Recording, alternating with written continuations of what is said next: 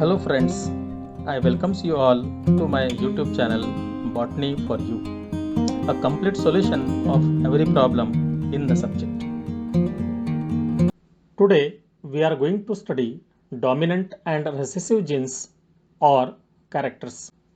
In every diploid organism, in each cell the chromosomes are present in pairs known as homologous chromosomes, and the genes present on these homologous chromosomes on corresponding loci or similar positions are known as alleles or allelomorphs. The alleles which are present on homologous chromosomes are responsible to control the particular characters. These alleles are nothing but the alternative forms of the gene and may be similar or dissimilar. These alleles or genes or characters are present either in dominant form or in recessive form in the organisms. Let's see what is dominant and recessive. Out of a pair of contrasting characters, the characters which express itself in F1 generation is known as dominant character, and the characters which do not express in F1 generation but remain suppressed and express itself in F2 generation is known as recessive character. First of all, we will see here what is dominant. Once again, I will repeat the definition. Out of a pair of contrasting characters, the character which express itself in F1 generation is known as dominant character. We can understand this very well by following example. Here we have to take two plants as parents. Say for example, tall plants as male one and the dwarf plant as female parent. The genotypes for tall plant are capital T, and to that of dwarf plant are small t, small t. During the crossing of these homologous tall plants and dwarf plants, they form the gametes. Both these plants form the gametes of one type each, as both the alleles in each plant are same. That is, tall plant forms all the gametes containing capital T and the dwarf plant forms the gametes containing small t.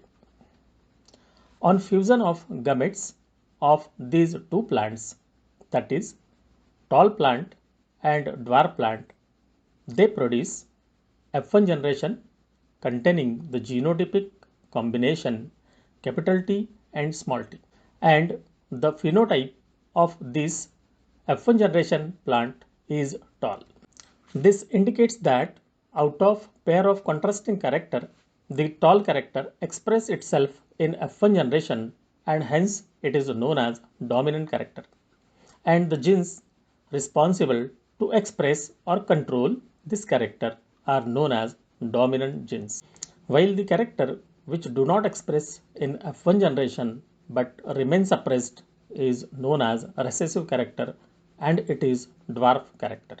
On selfing of F1 hybrids, they forms the gametes of two types each, that is capital T and small t containing by both male and female organisms, and forms the F2 generation with genotype capital T, capital T small t and small t, and the phenotype of homozygous tall, heterozygous tall and dwarf plant. This indicates again the dwarf character express itself in F2 generation, which is also the feature of recessive character. This confirmed the dwarf character is a recessive character.